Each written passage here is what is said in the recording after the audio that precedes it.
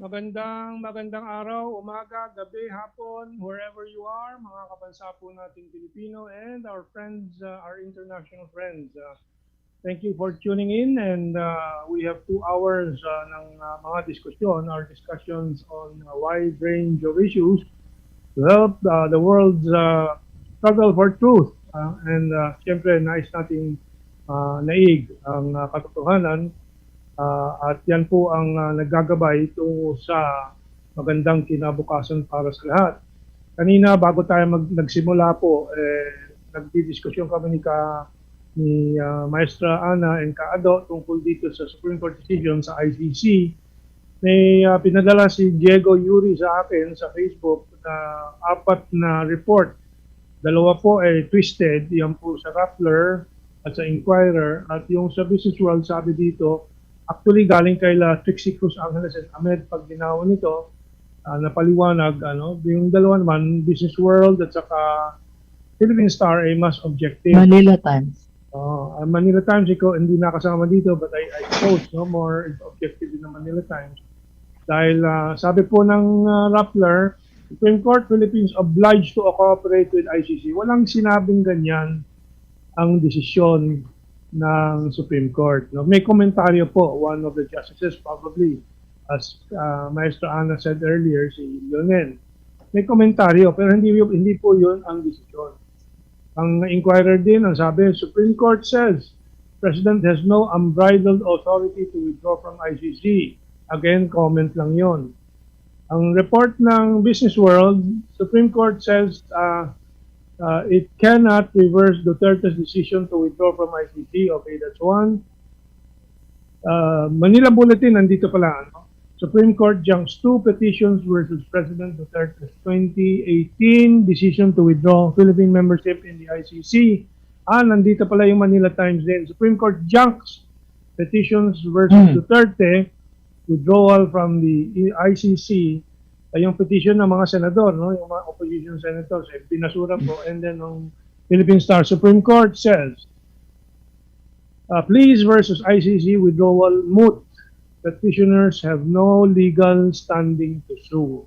So let's be clear about that.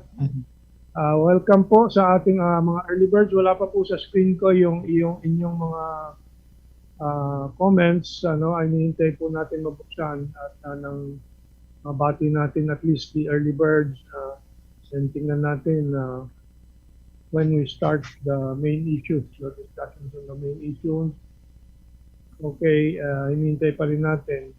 But we're going to discuss everything from the tragedy of the Afghan collaborators with the Americans. Kasi po, sa huling monitor ko, 35,000 mga visas na ang hinahanda ng mga Amerikano para doon sa mga interpreters nila, mga driver, and so on, na hindi na po dito sa ating unang image, hindi na makauwi sa mga bahay nila, sa mga probinsya, sa mga provincial cities ng Afghanistan. Ang natitira lang sa control yung major cities, control ng US-friendly government. And naalala ko yung Vietnamese refugees. We will show them in a while. Nandiyan na pala sila, si Rashida Dolores, Dante Sumaong, Obi Aranza Mendez, Alexandro Guerrero, and others. Dito naman sa kabila, let's see. Sila Graciano Coronel, si Saida, si Antonio Miguel Carlos, and so on. Joshua Buendia, Romy Albilier, and Helen Flores, si Hiracito Briones, I think is tuned into both sites, And then there's another site, let's see, yun na nakita, itong isa. Okay, anyway, let's start. Doon sa unang hinanda nating news item, this is a bit older, it's from June, pero diyan nagsimula po, protesta na nung Hunyo pa yung mga Afghan employees ng American operations sa Afghanistan, And minomonitor ko nga yung mga debate dyan sa US, finally, tinanggap na nila na may responsibility sila. Pero kaya ba nila yung daan-daan libo na in one way or another, konektado sa American forces there during the 20-year war na wala namang panalo na idulot para sa Amerika, at higit sa 100,000 Afghan people ang namatay, mga sanggol, mga bata, babae, ina, lolo, lola, etc. etc. Hindi po naiba sa ginawa nila sa Libya, sa Syria, pero sa Syria talo din sila. Sa Iraq, lalo na 1 milyon ang namatay, ang pinakamababang estimate. And of course, sa Vietnam. No? And it reminds me of my work noon sa Philippine Refugee Processing Center. At ito po yung mga images nung panahon na yon, sa mga pahayagan natin for 10 years. 20 years, yung mga balitang ito ay tuloy-tuloy po na nag-filter. Well, anyway, this one is from March 2016 na balita, Vietnamese boat people living to tell the tale, and then the image there is 1978 pa. Yung daan-daan, hindi, I think umabot ng libo na mga boats at libo ding mga namatay sa karagatan ng mga Vietnamese refugees. Now, kung bakit meron pang mga pro-American people dito sa Pilipinas ay kataka-taka po. Wala ba silang pakialam sa mga karumal-dumal na krimen na ginawa ng Estados Unidos? I don't know, Madam Ana, you have any comment? And Kaado, what were you doing during the time of the Vietnam War? 1960s, we were protesting in the streets also, di ba? Kasama sa mga estudyante sa buong mundo, Sorbonne University. Yeah. Magandang umaga sa inyo lahat, magandang hapon, sabi nga kami itong wherever you are. Actually, ito ang unang saba ko sa activism. F5s ng Amerikano. If you remember kami itong, miski dito tayo sa Maynila, parang lipad niyan from Clark. At naririnig natin sa tuktok ng ating mga bubong ang pasok at labas ng mga aeroplanong Amerikano dito sa atin. At ang dalaw sa, of course, sa Subic, medyo malayo. Buhay na buhay ang Subic at Clark. Buhay na buhay ang Red Zone. Ha? Dumami ang mga Filipino-Americans sa Olongapo at saka sa Angeles City. At yun ang yung social scene, kumbaga, at saka yung cost of war, no? Yung pollution, yung pagdadump nila sa Subic, in the area of Zambales. And yun na nga, hanggang makarating doon sa istorya ng Miss Saigon, kung saan si Miss Saigon ay naiwanan at sa Broadway na lang nabuhay muli. But at any rate, palagay ko ang impact nito mas malaki sa iyo, Mentong, kasi ikaw ang nag-host ng mga boat people. Ayun ang tawag sa kanila, di ba? Yung pong mga umabot ba ng milyon yan, pero alam ko umabot ng 100,000 mga bangka, maliliit na barko, no? Alam mo, sa Vietnamese town, sa Vietnam town, doon sa Arlington, Virginia, sa kanto ng Road 7 at Arlington Boulevard, nandun yung Vietnam town. Ang dami ko nakasalimuha doon dahil malimit ako doon. Kumakain ng pho, yung Vietnamese soup, no? Ang pinaka-paborito ko rin yung pho 75 because it was in 1975 nung umalis ang mga Amerikano dyan. Ang dami ko nakasalimuha na nagnanarate. Mga kaibigan, naging kaibigan ko kasi sa yung Vietnamese auto dealer ko, sa kanya ako bumili ng Toyota. Marami ako naging kaibigang Vietnamese. And ninanarate nila yung kanilang experience of having been hosted either in Morong, Bataan or Palawan. At sabi nga nila, at yun, Talagang kinol ko yun. Nagpunta ako sa Puerto Princesa para matikman talaga yung pho, yung sabaw nila. Eh, mas masarap pa yung pho sa Palawan. But at any rate, buhay ha, by the way, Mentong. Buhay ang Vietnamese Filipino Association dyan ha. And naghahanap lang sila ng opportunity na makabalik sa Murong, possibly set up a Vietnamese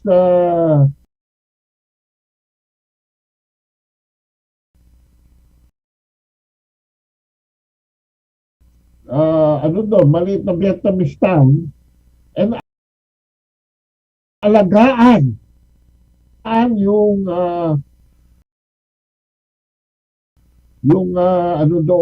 facility before na of which you were the head. Nandiyan pa mga kabansa, kung kayo pupunta ng Murong Bataan, nandiyan katabi nung kanilang parang economic zone, industrial zone yun. Nandun pa po yung Murong facility at meron doong museum.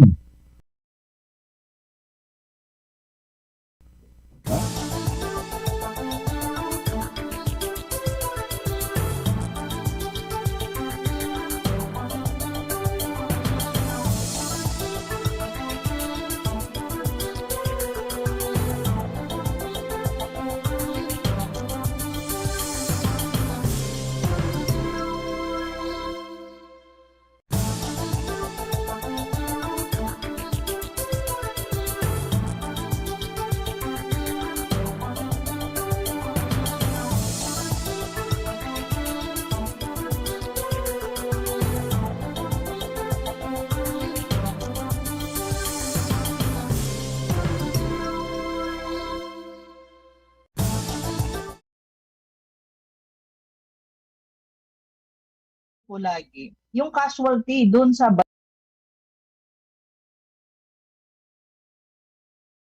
bansa na kung saan nandun yung gera at or nandun yung, tulad ng yun,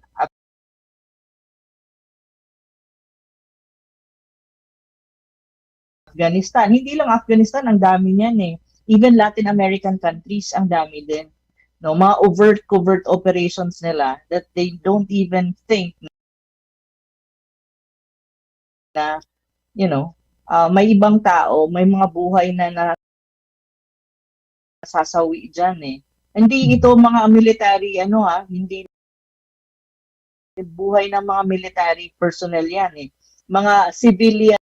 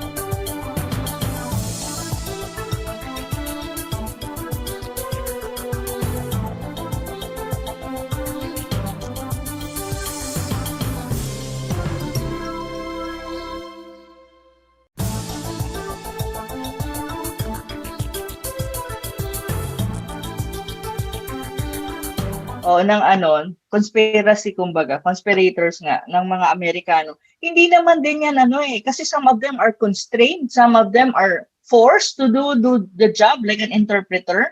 Hindi lahat yan willingly na nag-concede. Oo, tama po Kado. So yung iba dyan, product lang ng force, puwersa para lang tumulong sa mga Amerikano nung time na nandun yung mga Amerikano. So kawawa naman, 'di ba? Pero walang ganun sa Taliban eh. Kung ikaw ay na-identify, deads ka pag nandun ka. Mentong, itong bangka ng Vietnamese, malaki ito. Doon sa museum sa Morong, may actual na ginawa silang bangka doon at naka-display. Kaya kayo mga nakikinig, pag nabanda kayo dyan sa Morong, pumunta kayo doon sa yung museum doon ng ano bang tawag doon ka, Mentong? Saan refugee processing center? Refugee camp. Refugee camp. Tama si Kada. Pag ikaw ay naging collaborator para nung panahon ng Hapon, yari ka sa mga locals. Oo, ganun talaga. Kaya if I may add at this point, may wisdom yung ginagawa ng China na hindi sila nakikialam sa internal affairs ng bansa. Kasi kailangan ma-resolve ng mga magkaaway doon sa loob ng bansa kung ano mang away nila para may manalo. Hindi yung may tagalabas na makikialam para manalo isang panig. Yung pala, sa katagalan ng civil war, ay yung kabila naman ang mananalo. So humahaba lang ang kahirapan at pagdudusa ng bansa eh. Samantalang sa Korea, sa Vietnam, kung pinabayaan yung Korea na hindi pumasok yung Amerikano, maaga pa natapos na ng North Korea kasi nasakop na nila almost ang Seoul di ba? Ay pumasok ang Amerikano at natulak ulit yung North Koreans. At nung lumapit sa Yalu River itong mga Amerikano, sabi ng China, sabi ni Mao Zedong, huwag kayong lumapit dyan. Sasali kami sa gera pag lumapit kayo sa yung border ng China. Tinuloy ng Amerikano. Ayun, bumalik ang China, sumama na. Hindi nahati ang bansa. For how many years? Nasali sila. 70 years na hati. And gusto ng Amerikano na hati para nandiyan sila, ang presensya nila sa Asia, dito sa ating lugar. Sa Vietnam, ganyan din. Ang North Vietnamese, ang siyang nagpanalo sa laban sa Frances, sa Dien Bien Phu, and so on. Pumasok ang Amerikano para hindi makuha ng Vietnamese na talagang mas patriotiko at mas makabansa.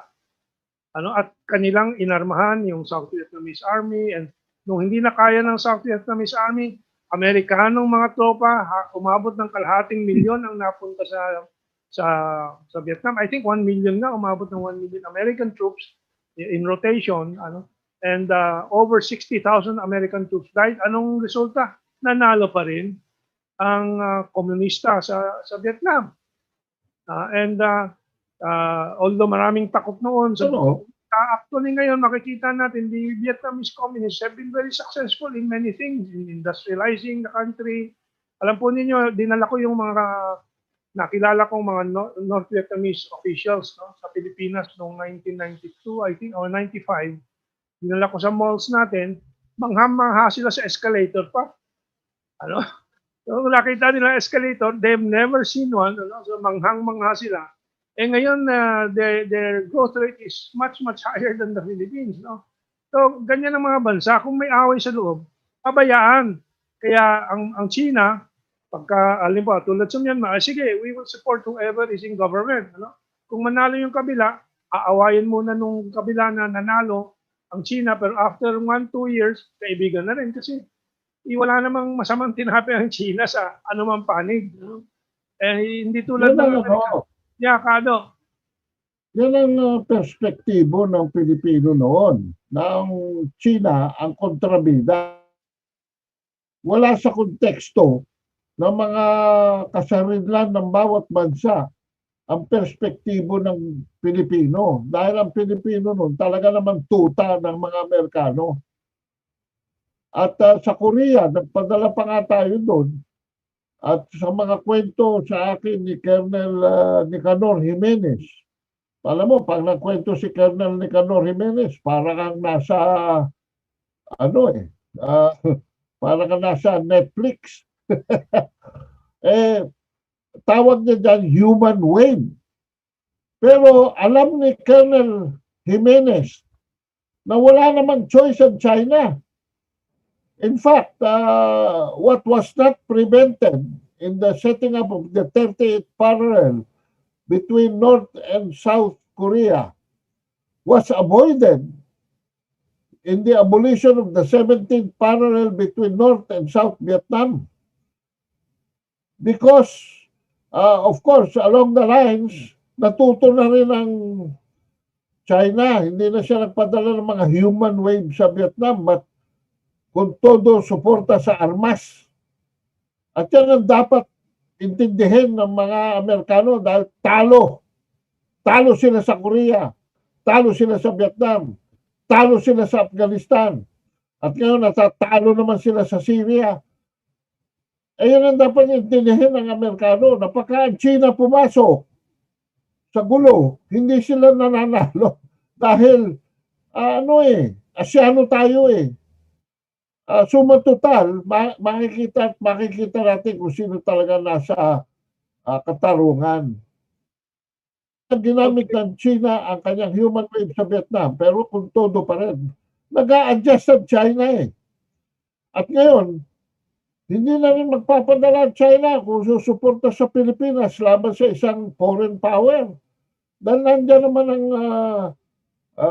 yan ng Dongfeng missiles na sinasabi natin na bago pa man magsimula ang mas malaki sigalot sa South China Sea at pumunta sa larangan ng intercontinental ballistic missiles, meron na silang mga short range to regional range ship killers.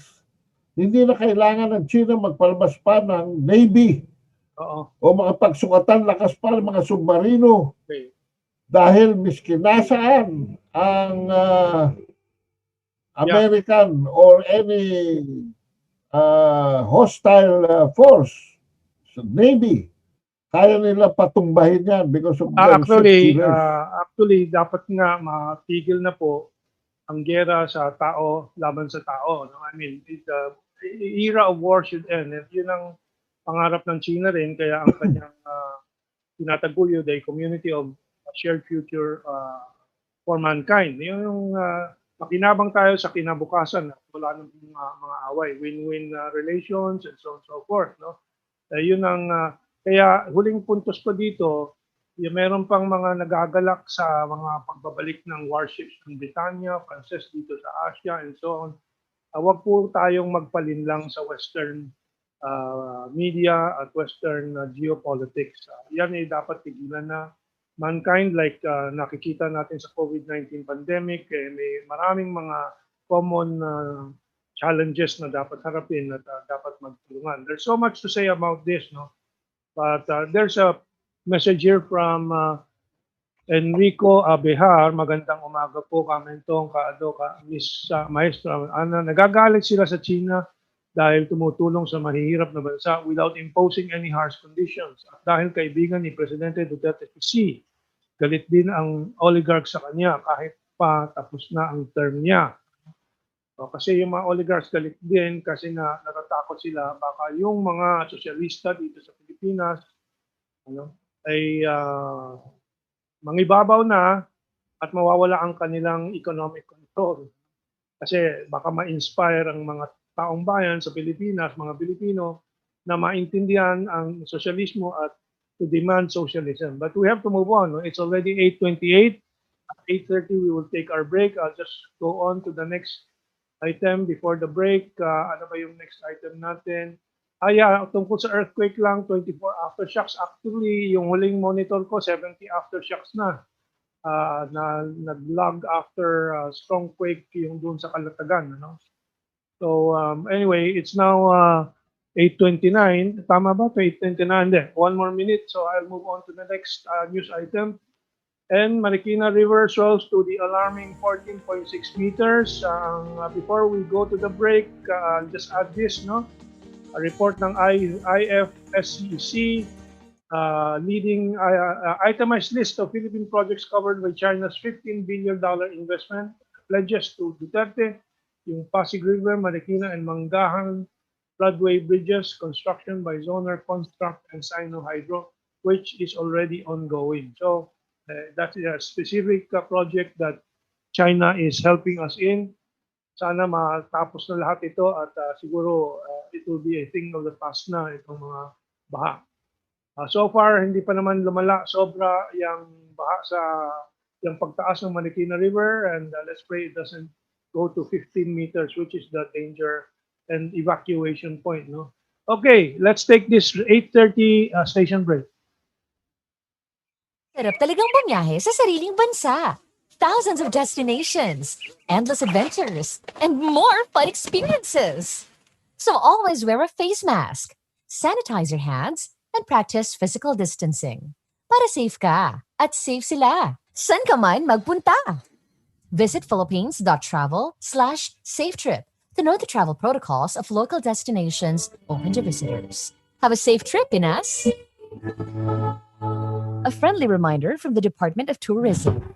News spreads faster and more easily than this virus, and is just as dangerous. Dahil ang totoo, yung totoo, ang dapat ninyong malaman. What you hear from the mouths of the speaker are really the truth of what the state of the Philippines today. We say no to fake news. At di magpapakalat ng disinformation at misinformation ang kasulukuyang administrasyon. And we promise to work for you. At wala sa aming trabaho na magsinungaling. Para sa totoo at mapagkakatiwalaang mga balita at impormasyon. Radyo Pilipinas. Nakapag-register ka na ba para magpabakuna? Ako, naghihintay na lang ng confirmation mula sa LGU. Ay, saka na ako magpapabakuna kapag available na yung gusto kong brand ng vaccine. Lahat ng bakuna sa bansa ngayon, kahit anong pang brand, ay may emergency use authorization ng FDA. Kaya safe at effective. Magpabakuna na agad para mas maagang maging protektado mula sa COVID-19. Basta may bakuna, period. And the best bakuna is really the one that's available for you. Kung turn nyo na, magpabakuna na. Press bakuna na. Isang mensahe mula sa Radyo Pilipinas. Gusto mo na ba si Mommy? Inaalalayan mo ba siya sa pag-aalaga kay baby at sa mga gawaing bahay? Hindi. Alam mo bang napapagod si Mommy? Alam mo bang minsan ay nahihirapan din siya? Alam mo bang kulang din siya sa pahinga? Alam mo bang kailangan kanya? Oo, ikaw tatay, ate, kuya, bunso, lolo, lola, kapatid at beshi. Ang inyong tulong at suporta ay mahalaga para kay Mommy upang maipagpatuloy niya ang pagpapasuso at maalagaan ng maayos si baby. Bukod kay baby, kailangan din ni Mommy ang inyong pag-aaruga. Mas kakayanin ni Mommy ang hirap at puyat sa araw-araw kung meron siyang pamilya na umaalalay sa kanya sa lahat ng pagkakataon. Bawat miyembro ng pamilya ay kailangan upang matutukan ang first 1,000 days ni baby. Tandaan, kapag laking 1,000, yan ang tamang paraan. Suportahan ang Philippine Plan of Action for Nutrition o PPAN. Maging kampyon ng nutrisyon. Mensahe mula sa National Nutrition Council ng I do not demand respect, but I just want them to do which is correct. Na may totoong malasakit. Gagawin namin ang lahat, hindi namin kayo papabayaan. Huwag kayong matakot, nandito yung gobyerno ninyo. Pusong tunay na mapagkalinga. 9888, malasakit sa enhancing quality of education. No balan billing bayanihan to heal at one act. At isang amang abot ang aruga sa kanyang mga anak sa ibayong dagat. The bilateral labor agreement is a testament of my commitment to stop abuses on our overseas Filipinos. Paglilingkod na siksik sa gawa. Build better roads, bridges, and improve health and education. And strengthen our safety and security. At pagbabagong tatatak sa isip at kasaysayan. We will strive to have a permanent and lasting peace before my term ends. That is my goal. That is my dream. Saksihan at pakinggan ang State of the Nation address ng Pangulo ng Republika, Presidente Rodrigo Roa Duterte sa kanyang ika-6 at huling ulat sa bayan. SONA 2021, pamana ng pagbabago kasama sa pamana. Detalyado at buong araw na tututukan sa July 26. Tapat sa pag-uulat, Radyo Pilipinas. Mahahalagang maiinit na balita at talakaya alamin sa mas pinaganda, mas pinalawak, mas Radyo Pilipinas 738 sa Metro Manila. Ang extra at iba pa, the unfinished revolution. Okay, lindol, baha at tulungan para masagot po itong umatapatan itong mga hamon na ito. And thanks kay President Duterte at sa China dito sa mga ongoing infrastructure project in this present circumstance, particularly dito sa flood control, Pasig River, Marikina River, and Manggahan Floodway. Mga tulay din pala na part of the infrastructure in response to these floods. Any comment on this before we go on to a major subject later? Wala naman po masyado. Naramdaman ko lang yung lindol. Lindol? Alas 4 ng madaling araw ata nag-start. Oo, grabe. Umuuyog yung higaan. Nakaka-alarm. But I think, for me kasi, the Philippines has to, when it comes to infrastructure, even yung private sector, like gumagawa ng mga condominiums, mga townhouse, dapat yung infrastructure at technology when it comes to this is mas adjusted na po dyan sa pagkakaroon ng earthquake. Kasi may mga bago na ngayon na mga design or, na susceptible siya or bagay siya sa isang country tulad ng Pilipinas na nasa tayo yung ring of fire, tsaka earthquake prone tayo dahil sa dami ng ating vulkan at kahit nga tectonic na mga earthquake nandyan din tayo So dapat i-adjust din yung ating mga infrastructure like mga buildings, mga private or public man yan into something na yun. Meron na yan Sa Japan, I think, and other Western countries, they are into it na adjusted na yung mga design ng mga infrastructure. Yung buildings. Sa building code, nandiyan na po yung mga requirements kung anong taas. Oo.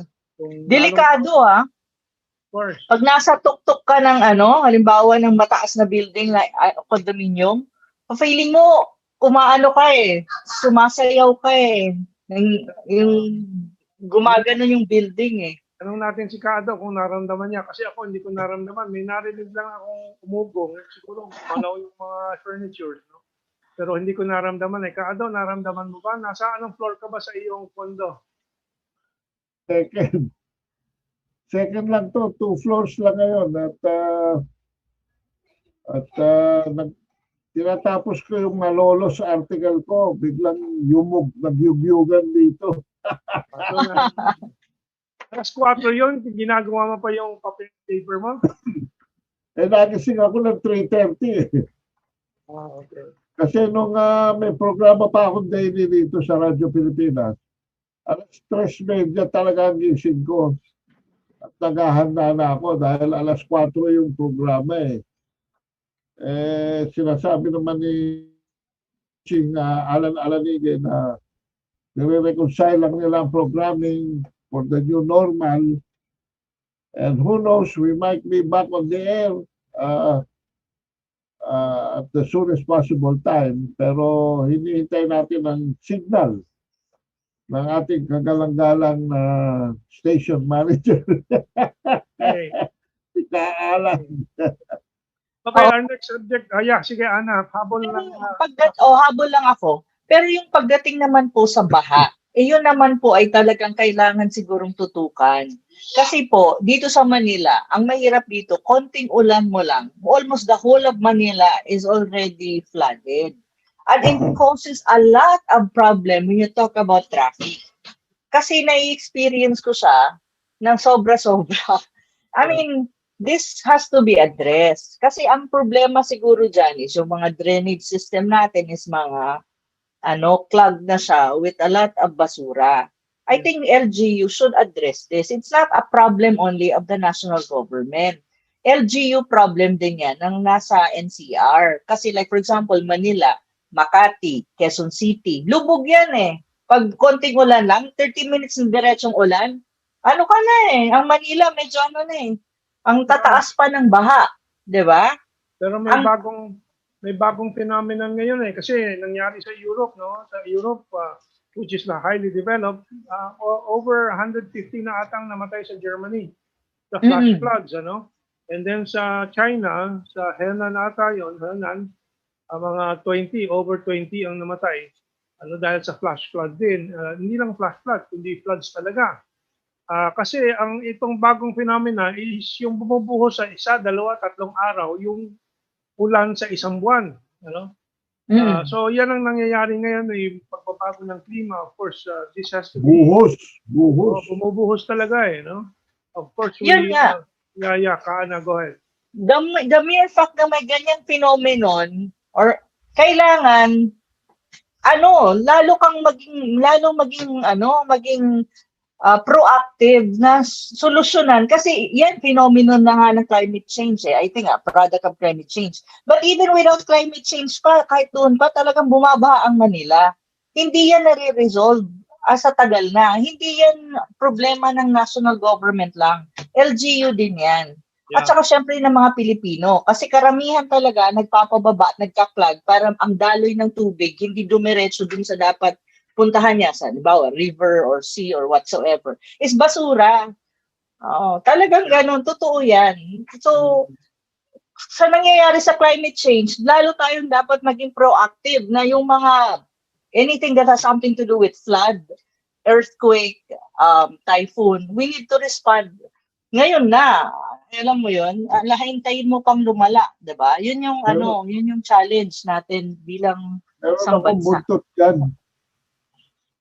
Go ahead.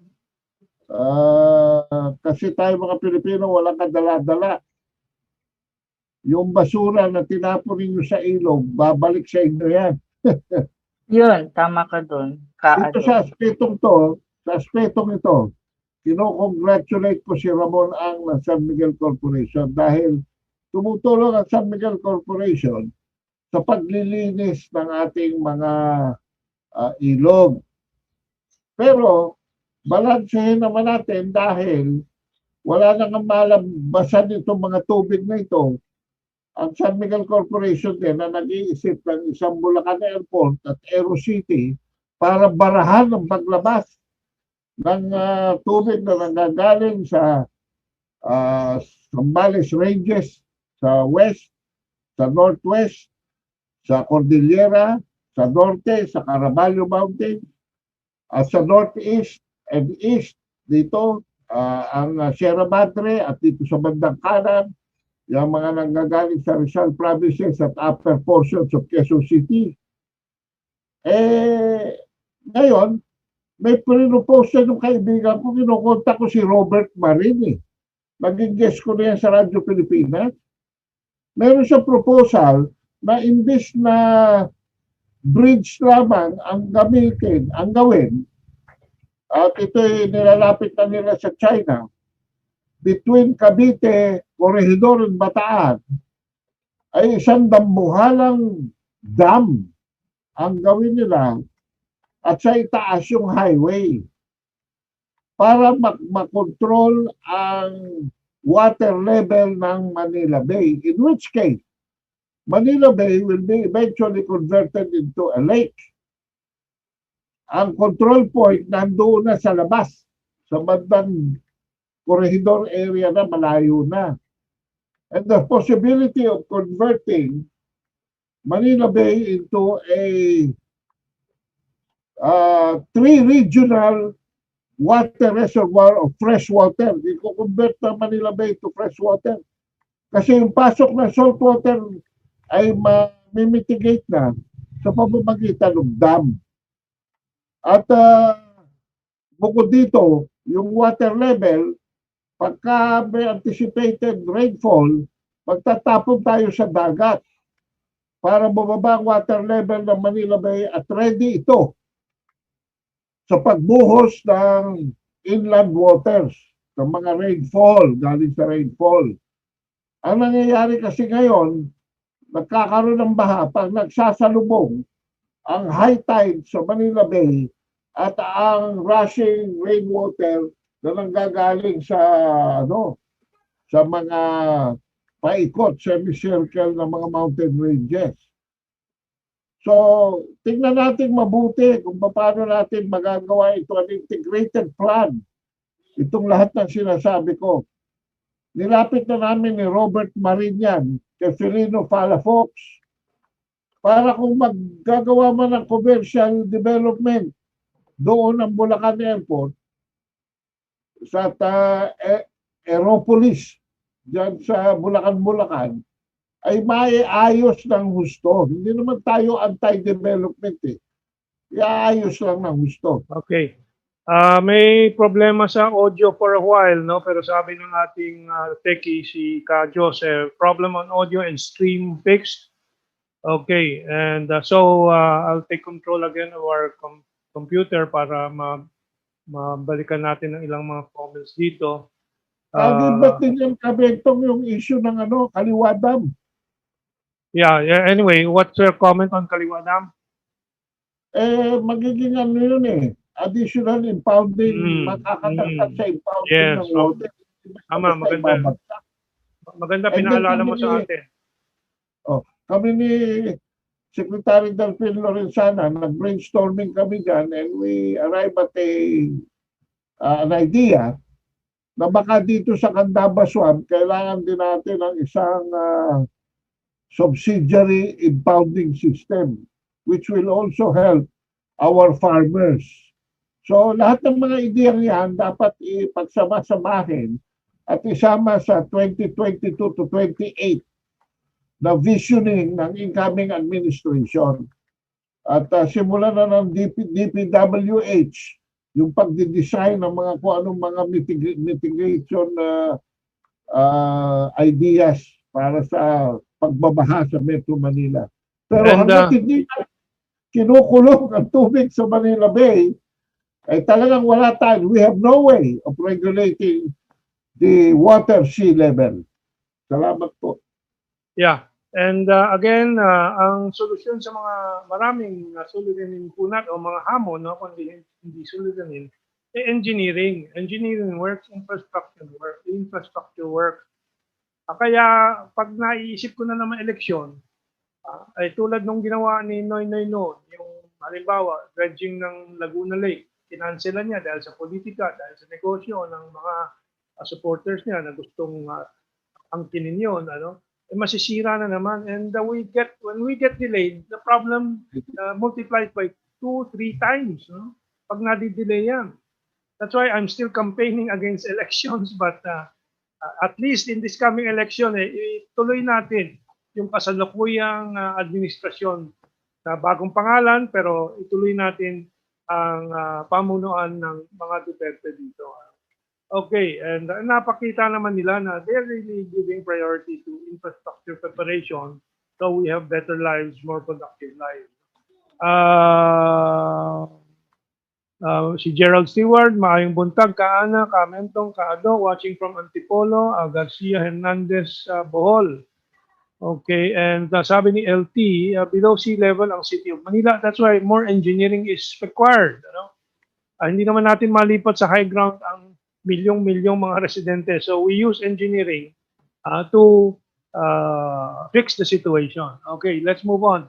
Actually, ito briefly lang, pero paalala po kasi still a vital question.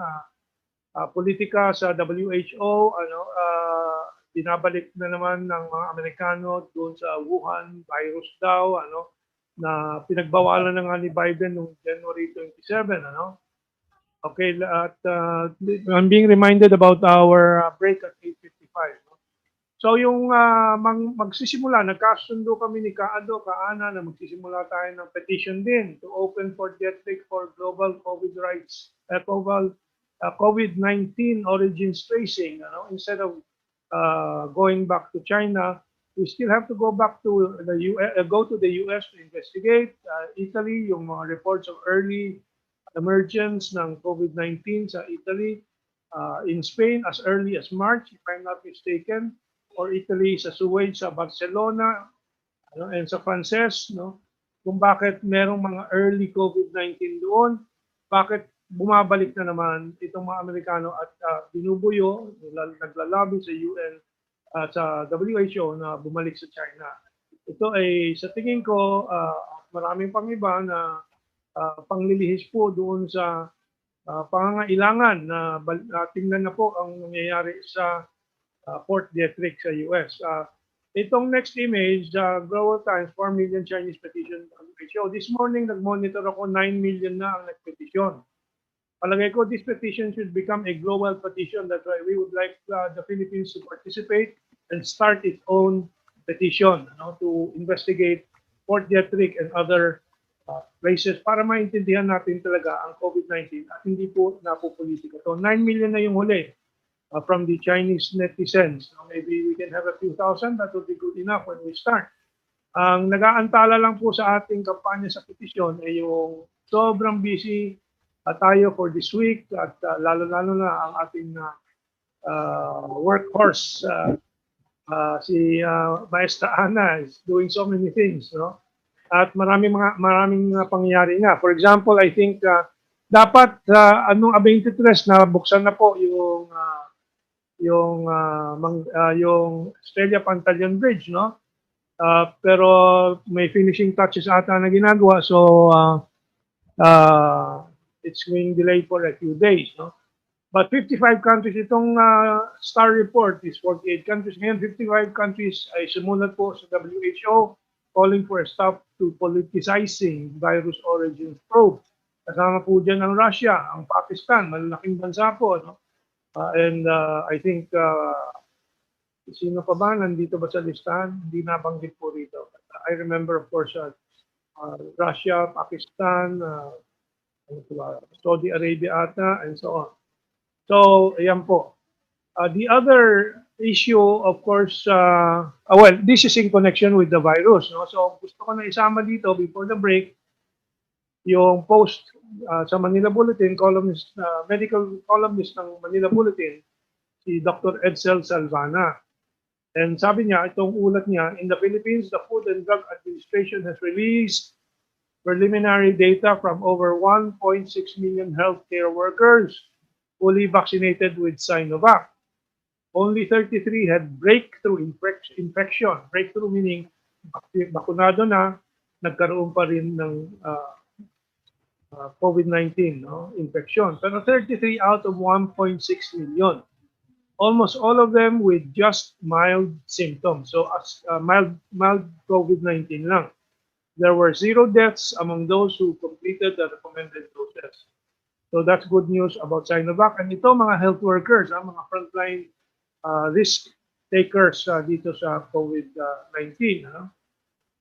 Now, to balance also the picture, lahat hindi exempted ang Sinovac dito, pero itong Pfizer na mayroong mga talagang fanatic ng Pfizer, kala nila super galing. Actually, ito po report from CNBC, which is an American news channel. Israel na ang gobyerno nagsasabi, says Pfizer COVID vaccine is just 39% effective as Delta spreads. But it still prevents severe illness. So it's still good to take Pfizer or Moderna kung meron dyan, kung yan lang ang nandiyan. So 39% effective in Israel, according to the health ministry ng Israel, where the Delta variant is the dominant strain today. So ngayon, nag-recommenda ang Pfizer ng booster shot. Pero meron akong video na kinakalat, hindi ko na lang, baka mamaya, we have time, we'll try to show it. Anong pangalan ng doktor? This is a British doctor who has a regular blog tungkol sa COVID-19, and I follow him. And sabi niya, kinumpare niya ang iba't ibang mga bansa with Pfizer, na may Pfizer, Britannia at Israel. Bakit ang Israel hindi ganyan ka-effective yung Pfizer? At sa Britannia, mas effective. Mas doble ng effectivity, even labang sa Delta. Ang na-discover niya, yung gap between the first dose and the second dose. Doon sa Britannia, yung first dose at second dose, ang gap, umaabot ng mga 2-3 buwan. Ano? Sa Israel, yung gap between first and second dose ay 1 buwan lang. So mukhang mas effective kung lawak ang agwat ng first and second dose. So we're learning. We're not pro-Sinovac. We're not anti-Pfizer. We are all learning about all these vaccines. Pero napipilitan lang tayo kung minsan dumipensa sa Sinovac dahil sa napakaraming mga disinformation laban sa Chinese vaccines. We have 1 minute before our break. Maybe we'll go to Madam Ana first, and then later to Kaado after the break. Madam Ana, any reactions to any of these? Yes. Sa akin po, yung reaction ko po dyan is yung sa fourth detrick, yung sa origin po ng COVID-19. Ang ano ko dyan, sana naman, yun nga, magpipetition nga tayo, inaayos natin yan, at lumalaki na ang numero sa mga petition ng mga Chinese again, to open the fourth district for investigation. Ito namang hinihiling nila is scientific investigation po. Kasi ang ano naman is in the same manner na nag-open ang China sa kanyang Wuhan lab with how many scientists, no? Mga scientists na pumunta doon, na mga WHO expert. It's the same manner din na kung i-open ng US ang kanyang fourth district, the same din yan Hindi naman yan washi-washi na investigation 'di ba? Scientific nga.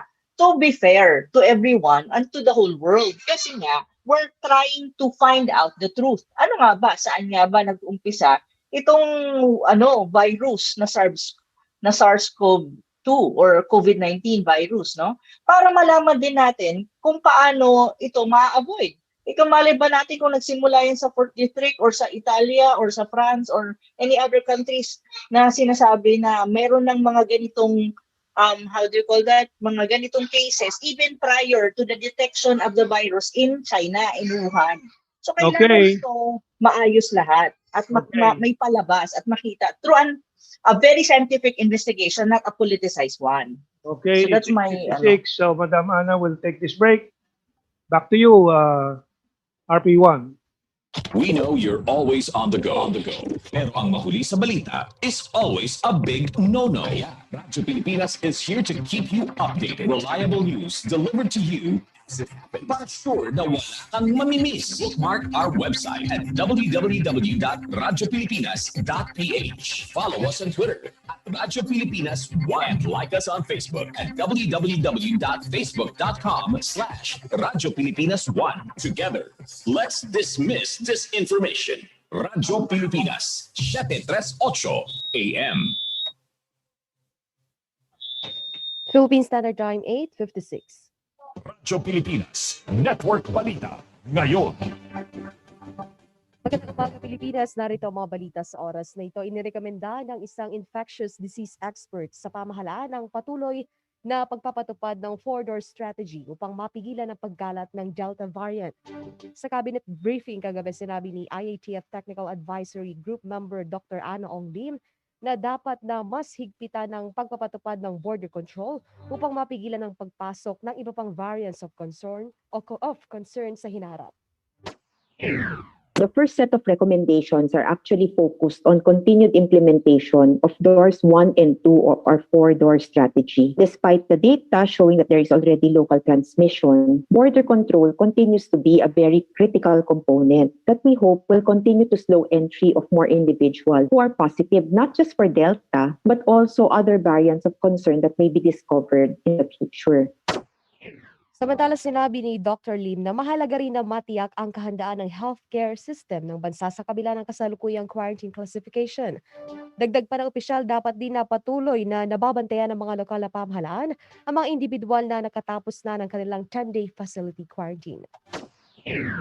Pag nakauwi, hindi po ibig sabihin na pwede na pong gumala yung ating traveler kasi hindi pa po tapos yung 14 days. 10 araw pa lang po yung inilagay nila sa facility. Also, it's very important for the LGUs to implement strict lockdowns in cities or provinces as necessary. So our strategy to manage a possible surge is to ensure that the healthcare system is actually ready.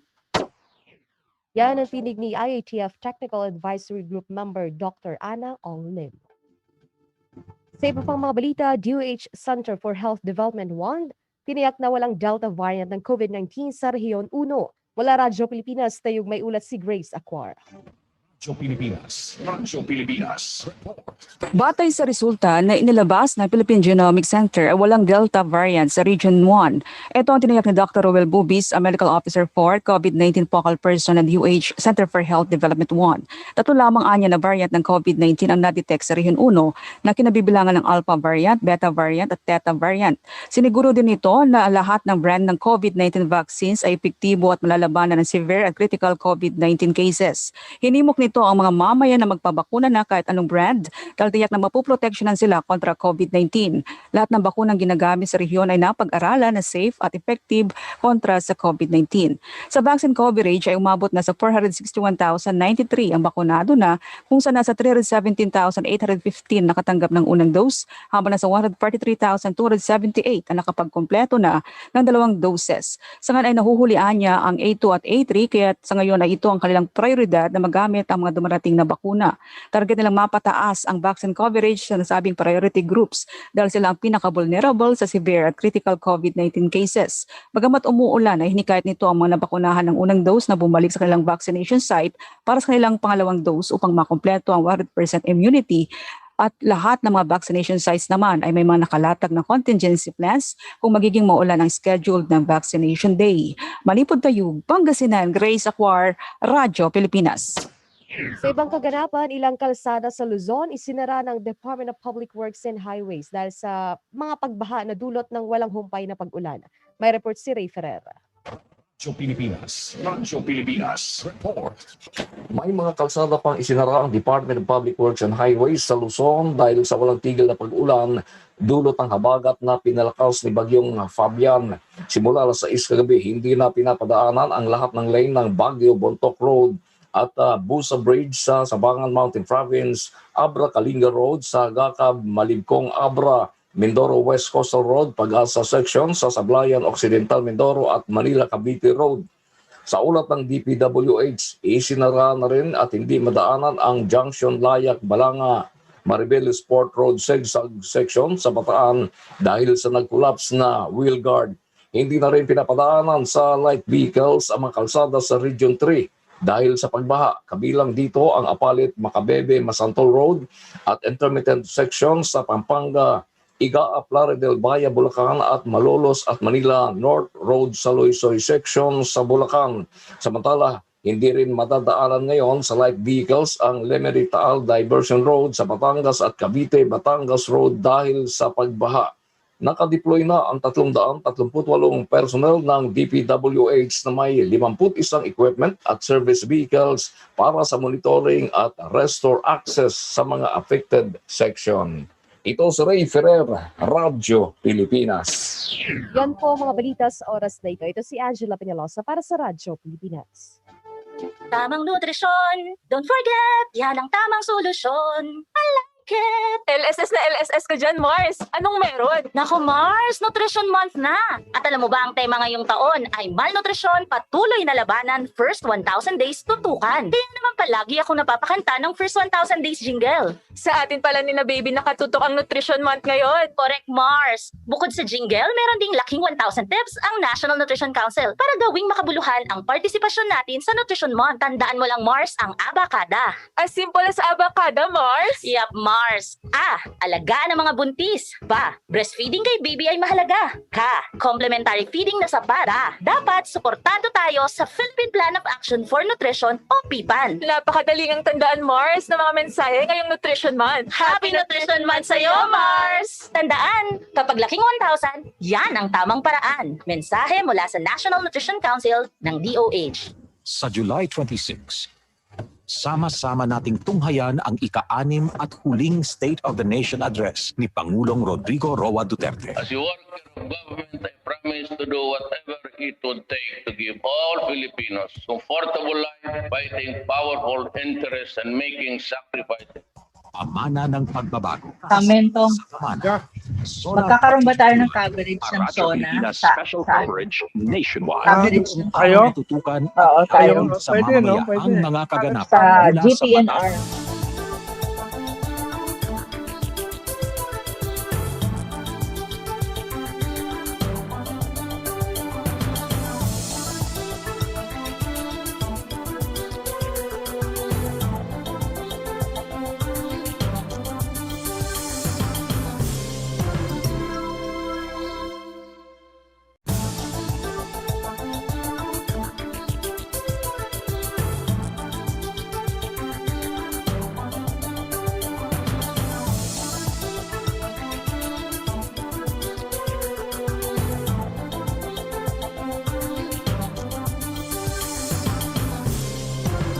Pilipinas special coverage nationwide. News and current affairs, top stories of the day, business, sports, music, and entertainment. Dalhin sa inyo. Mas pinaganda, mas pinalawak, mas pinalakas. Radyo Pilipinas. Radyo Pilipinas.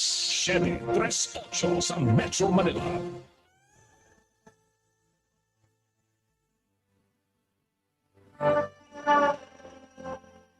Ang maestro at iba pa. The Unfinished Revolution. Ano nga ba ang epekto ng mga hakbang ng pamahalaan kay Juan at Juana? Sa anong paraan mararamdaman ng simpleng mamamayan ang mga pinatutupad ng public policies panuntunan ng Pangulo? Yan ang tatalakayin at ipapaliwanag sa Ang Maestro. Diba ba?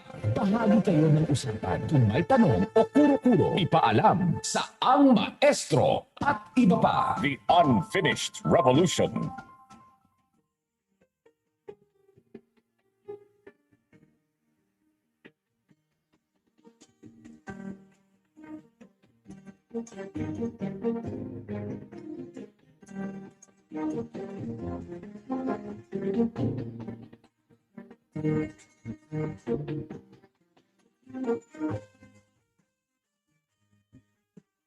Okay, yan po ang ating intro music, pinagsama na Balileng at Tien Mimi or yung Sweet Honey.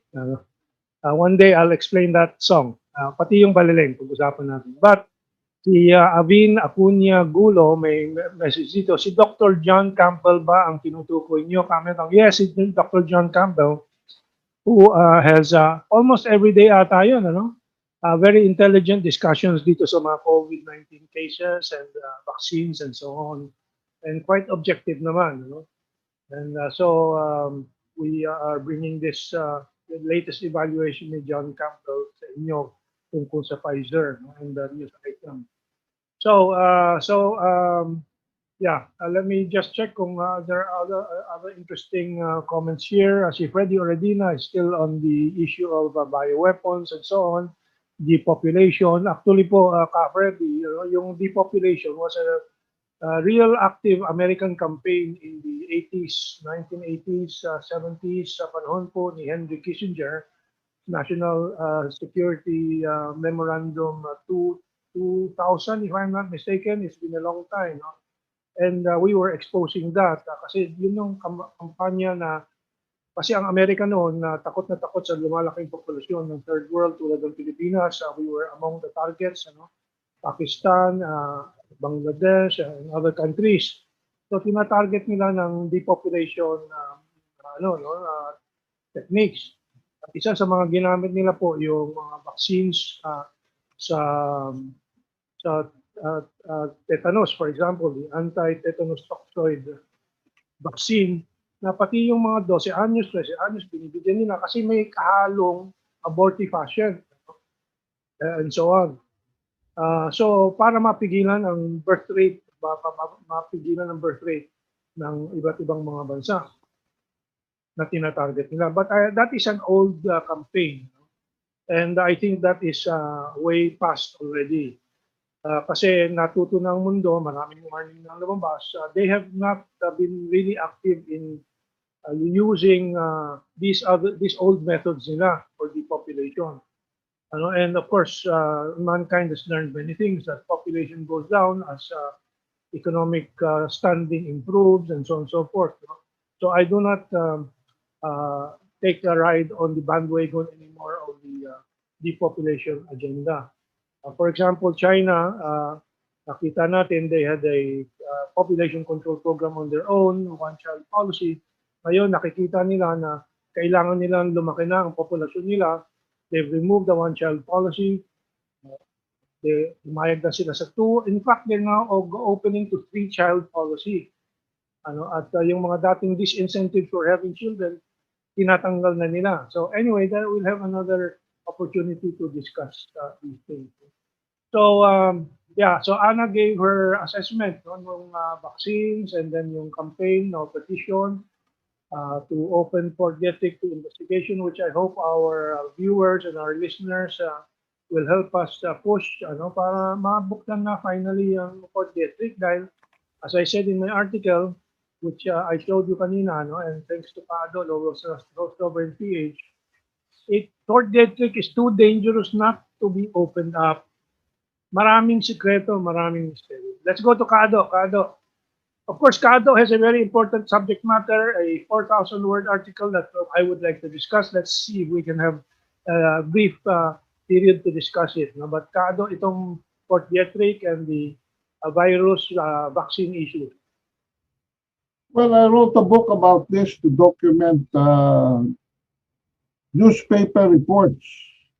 And in national security, ang tawag dyan, overt intelligence. No? Overt, open, which constitute 90% of intelligence database.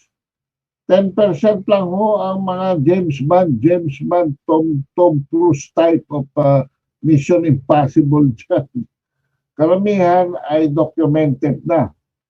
And the earliest that I was able to trace an outbreak corresponding to an unexplainable respiratory disease that hospitalized 54 was in Fairfax, Virginia. Now, there's something about Northern Virginia, suburban Maryland, and Washington, D.C. Ito po ang bedroom community ng US military that are off-base.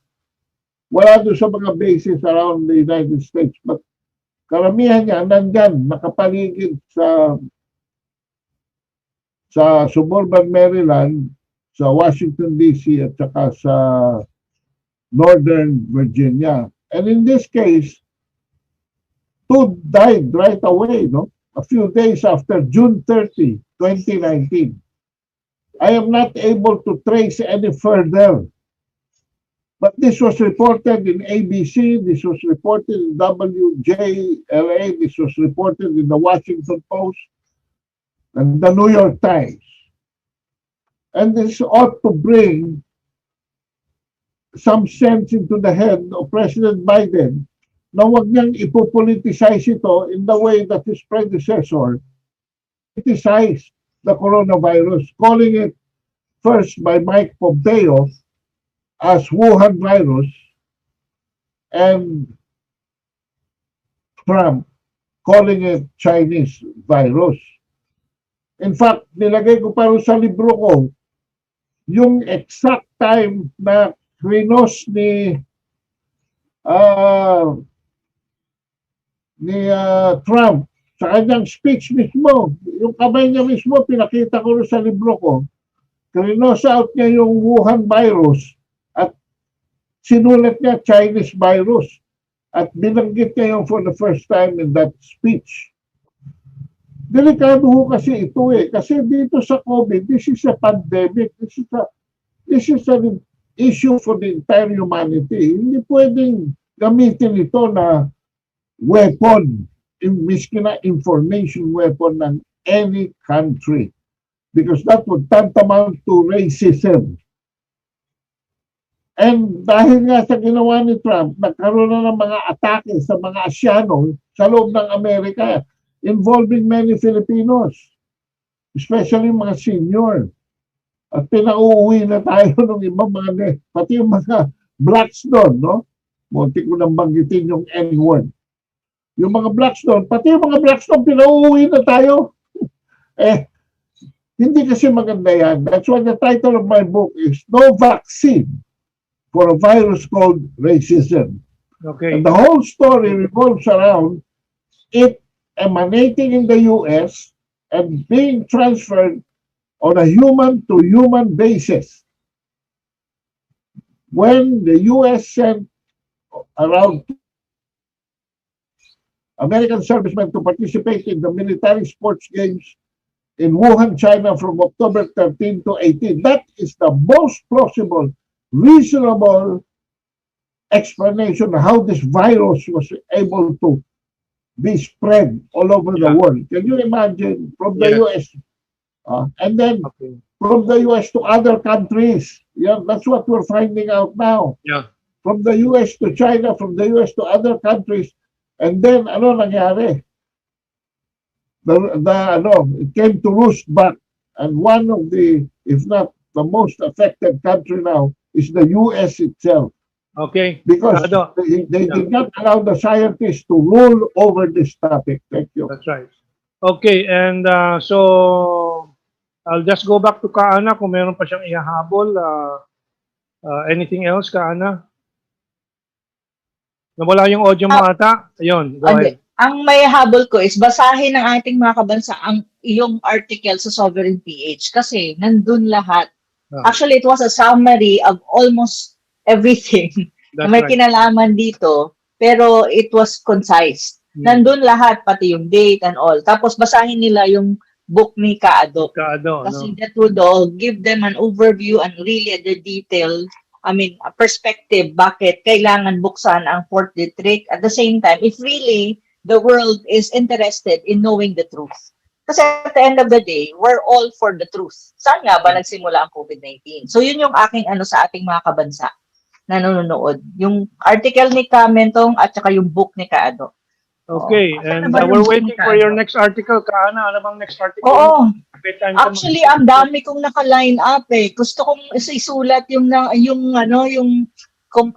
parallelism ng yung sa human waste na binabato sa China at kay Duterte at saka yung dating issue ng Whitsun Reef at saka yung about education din. Kaya lang siguro sa August after hindi ka mo gusto ako. Makakasulat talaga.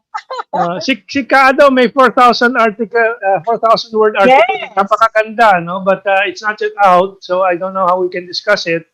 Pero magandang mga teorya po ni Kaado doon and sana magkabayan ng susunod na administrasyon ng susunod na Duterte administration nito, And aywan ko lang kung matutuwa yung mga listeners natin, pero baka sakali maintindihan nila kung bakit pwedeng matanggal na ang mga sobrang daming eleksyon, national election, not local elections, no?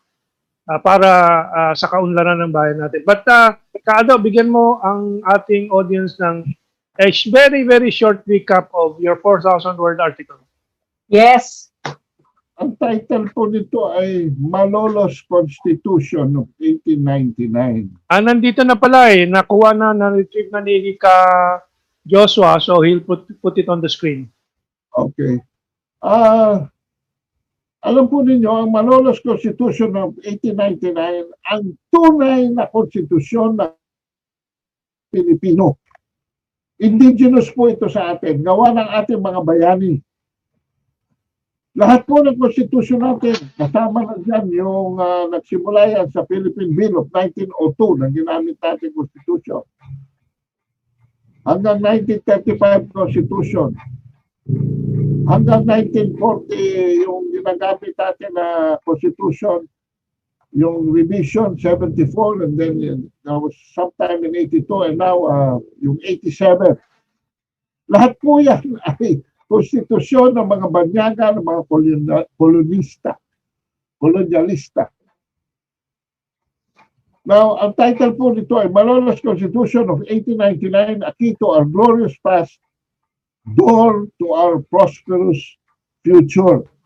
At nagsimula po ako sa mga accounts ni Apolinario Mabini nung polemics, nung politika between Bonifacio and Aguinaldo, and then between Aguinaldo and Antonio Luna. At nirelate ko po ito, no? Na kung hindi lamang nagkagulo si Antonio Luna at nabalot na intriga ang kanilang relasyon with Emilio Aguinaldo, baka po sakali na natalo natin, no? Baka po sakali na natalo natin si General Otis. Sapagkat ang last battle po ni nung mamatay si Luna, wala nang depensa si Aguinaldo. Kaado, let's not extend it too much, but yung mga puntos mo, yung mga bagong thesis mo na vertical democracy, ito po, dito sa Malolos Constitution, actually this was a parliamentary with a very strong legislative, electing a very strong presidency And talagang ang Bill of Rights is talagang maliwanag. So yung Bill of Rights provides for the freedoms and the democratic principles that form a horizontal base. Pero yung governance is run by a very strong president. Because we were in the midst of a revolution, just as we are now in the midst of what I would call an economic and a cultural revolution. And ito pong simulain ng ating revolution led to the La Liga ng Pilipina. La Liga Pilipina could be our single political party. At lahat ng gusot, diyan natin ayusin bago natin dalhin sa gobyerno. Katulad ng model na nakikita natin ngayon sa China. The China has a very powerful one party. Just as Korea, just as Vietnam, and just as Singapore.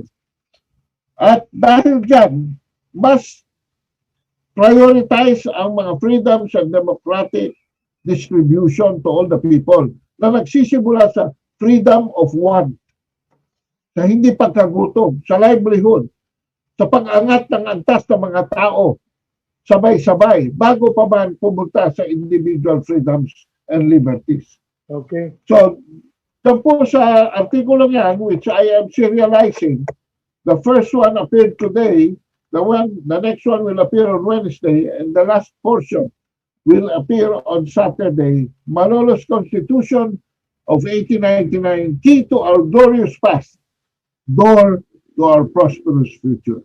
Okay. So thank you, Kado. We'll have a more comprehensive discussion when the time comes. No? Okay, and now we go to the item that Ana requested, yung diskusyon sa BFA.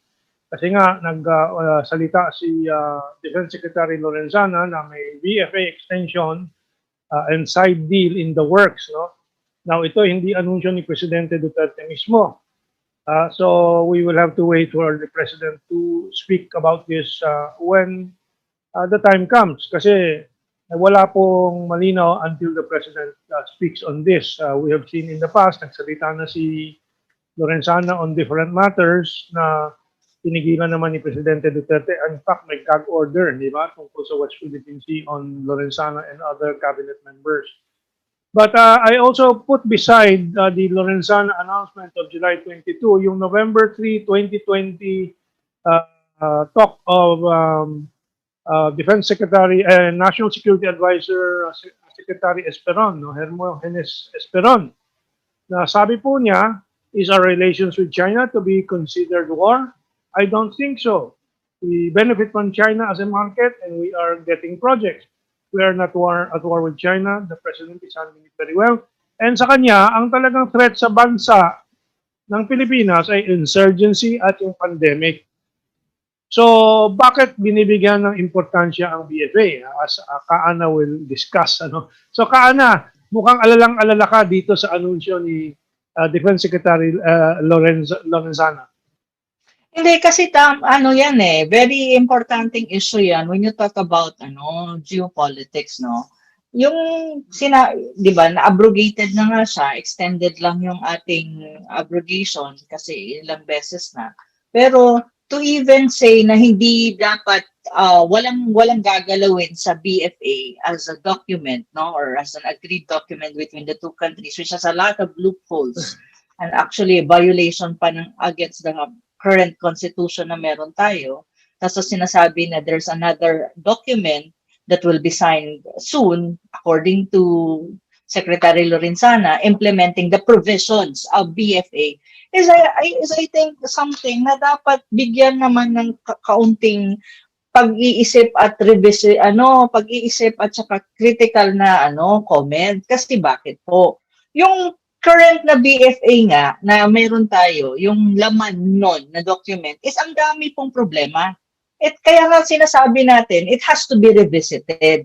And it can be renegotiated kung kailangan i-renegotiate. Kasi nga, kailangan mong ayusin yung existing BFA. Kasi marami talaga siyang mga provisions na very disadvantageous sa Pilipinas.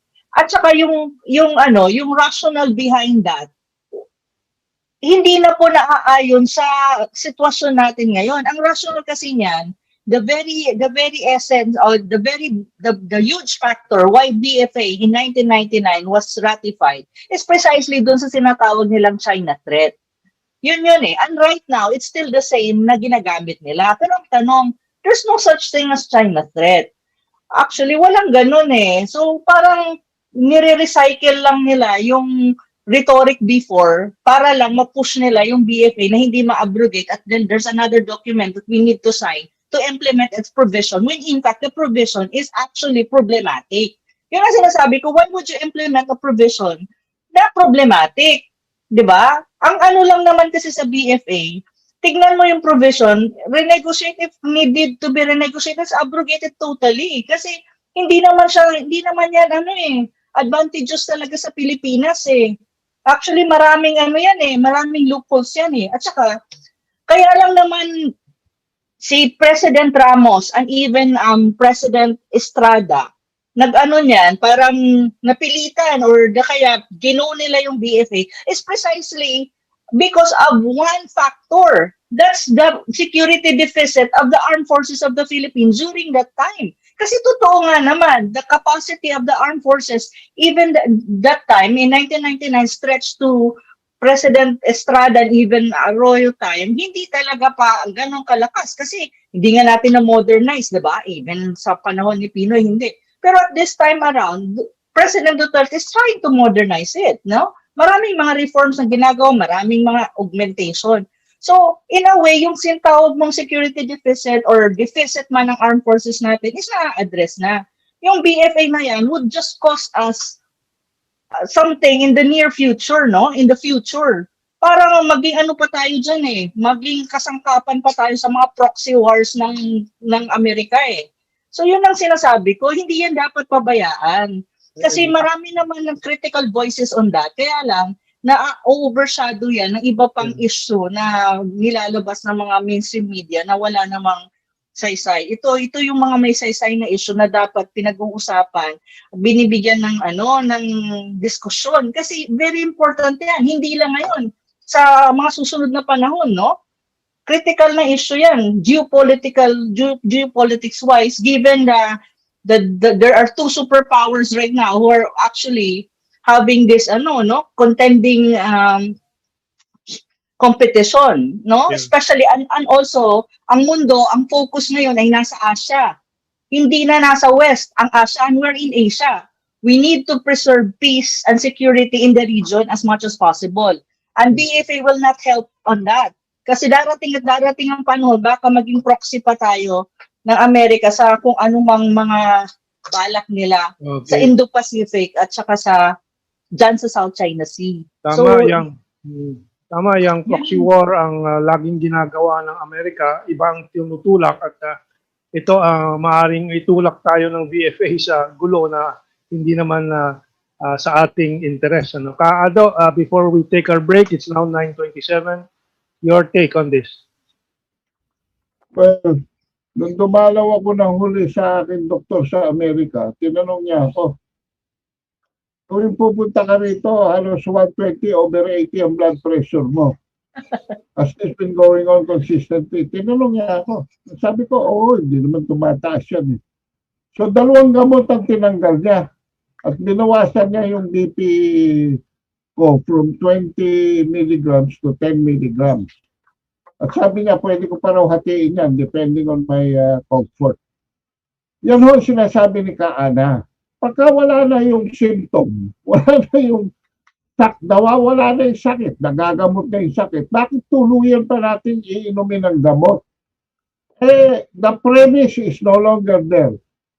Itong ginagawa ng masyadong importansya sa BFA is lacking us into lawfare, lacking us into legalism, lacking us into an international agreement that will take another 3, 4 years, 5 years to uncork?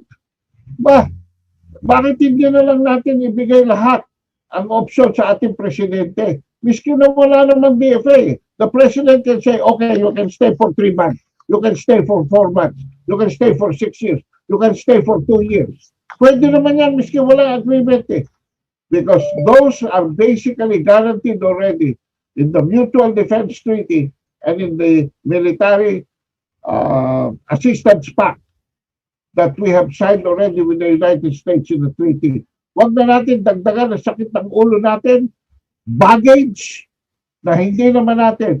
At saka yung premise, no, na enemy ang China, I cannot accept that. Kalokohan yan. O kayong mga nakikinig, tingnan ninyo sa supermarket kung saan made in China ba yung suit nyo o hindi. Eh lahat na nga made in China eh. Tapos kaaway natin, bumabaho ang cost of living ng ating society dahil bumaba ang presyo ng mga lalo na sa clothing. It's 9:30. Magpasalamat tayo sa China, wag natin sila isubo sa gera. At saka hindi lang yung ating binibili, kundi yung ating binibenta ang pinakamalaking merkado, China. Okay, let's take this. Let's take this break. Let's take this break. It's 9:30. Back to you, RP1.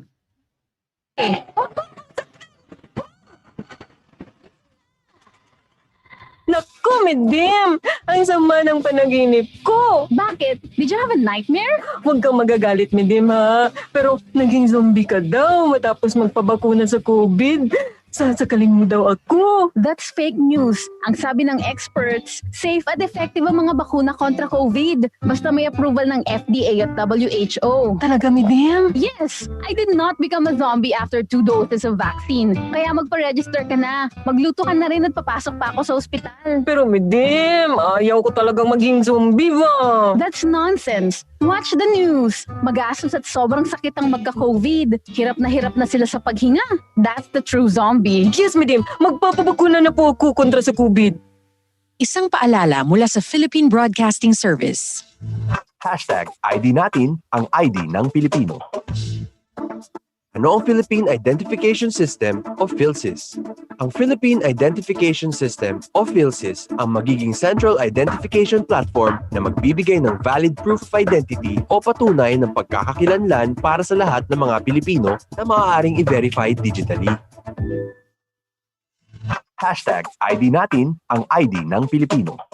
Isang paalala mula sa PSA, PCOO at ng himpilang ito. Sarap talagang bumiyahe sa sariling bansa.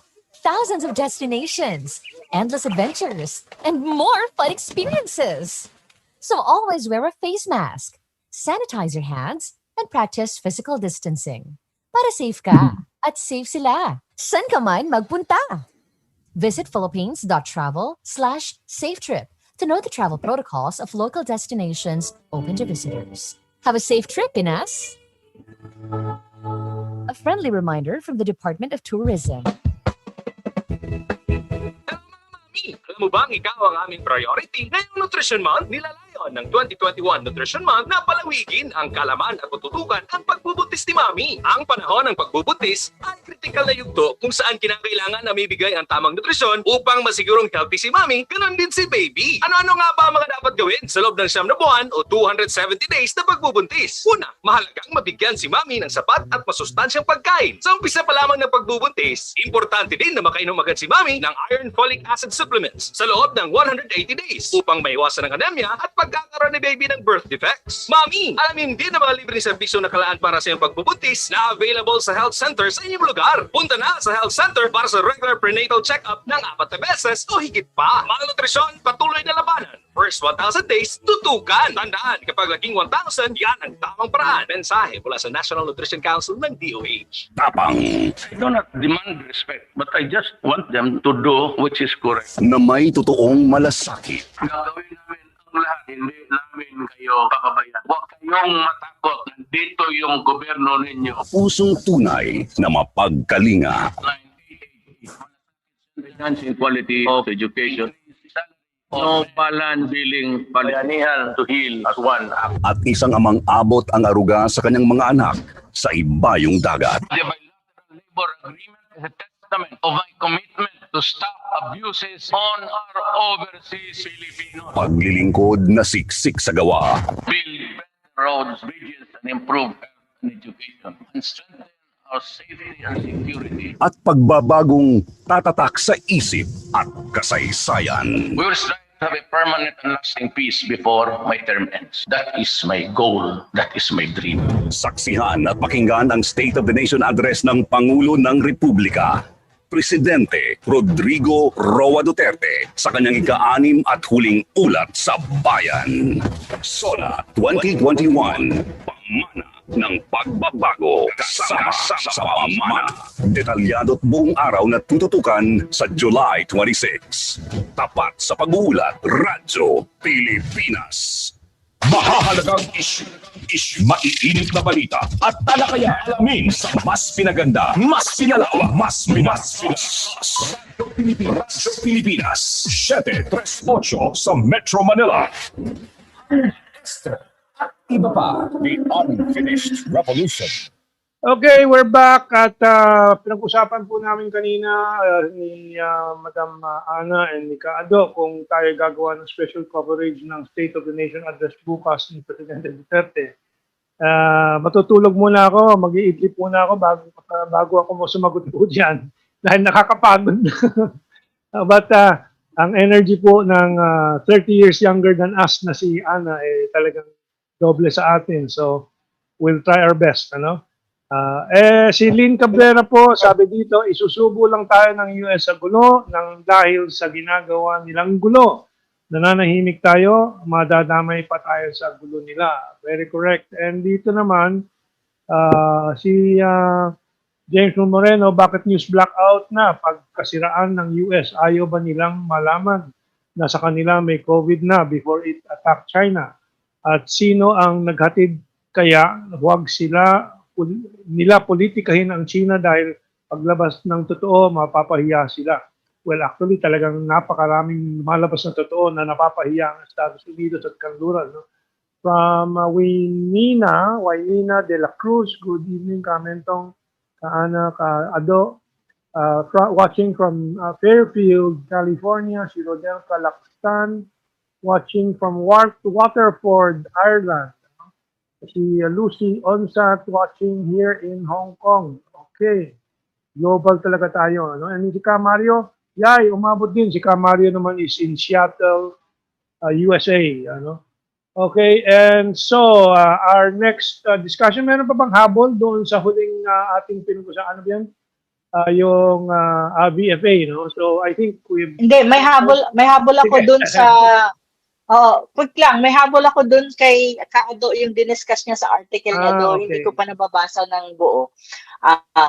Ang sinasabi lang ni Kaado, we need to think moving forward for this country. What we need is actually yung tinatawag na nabasa ko sa article, which is a description of China's way of doing things. When you talk about electing people up there in the upper echelon of political power, the political government, no? Is yung tinatawag mong political meritocracy. Okay? Bakit? Kasi dito, it's versus electoral democracy na pinapractice natin. Ang electoral democracy kasi, it's subject to so many it's kind of a flawed, no? Flawed yan in many ways in practice. In terms of theory, yes, probably it's ideal, but in practice, especially sa context ng Pilipinas, flawed yan. Bakit?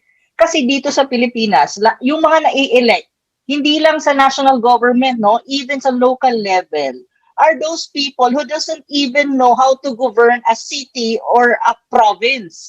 Just because they have the money, they have the popularity, they have goods and all that, they can be elected. And then they are susceptible to yung mga favors na hihingin na kanilang mga patron. Bakit?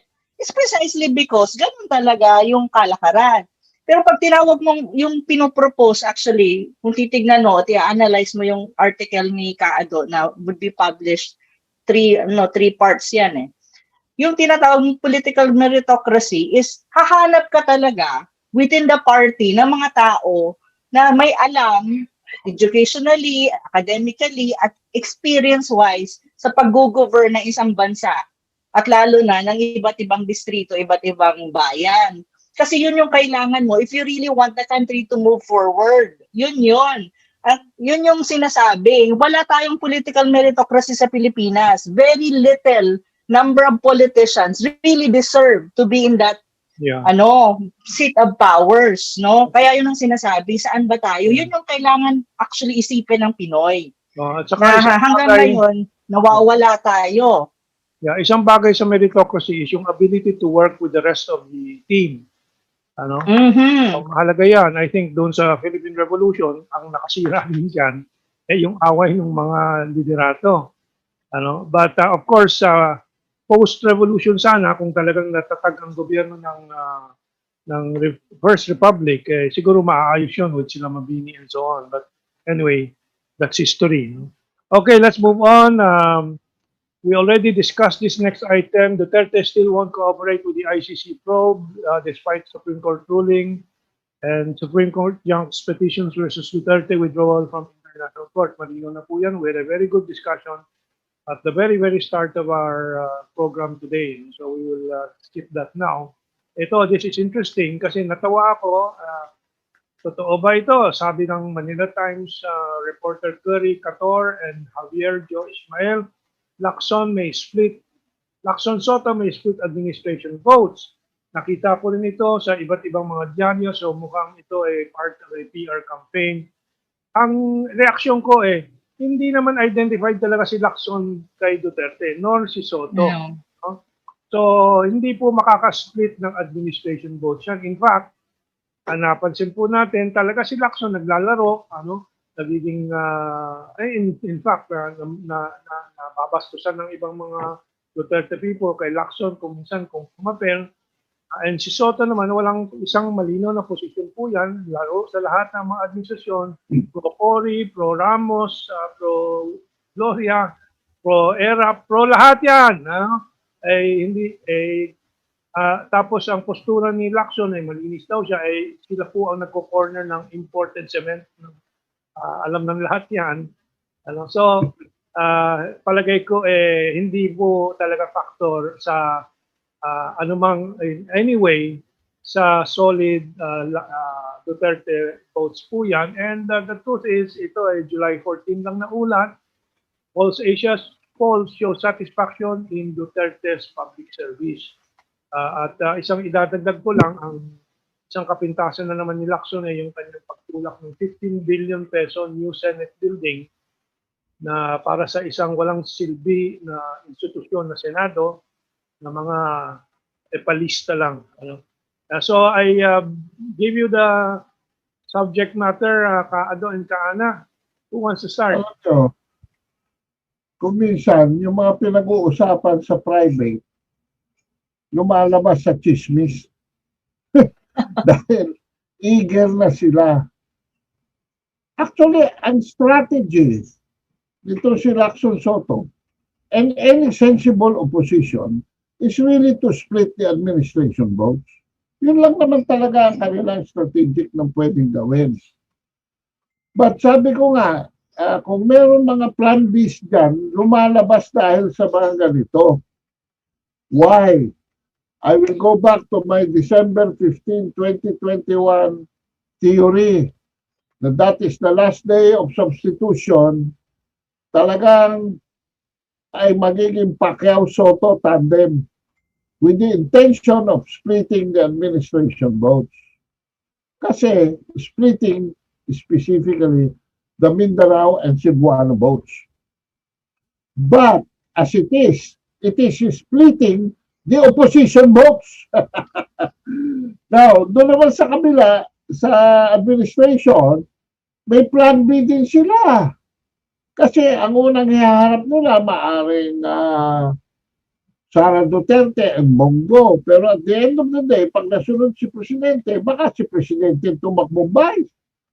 Or pag nasunod naman si Sara, baka mag-opt siya na ang gawin ng Vice President si Bongbong Marcos. So ito ay parte lamang po ng mga laro.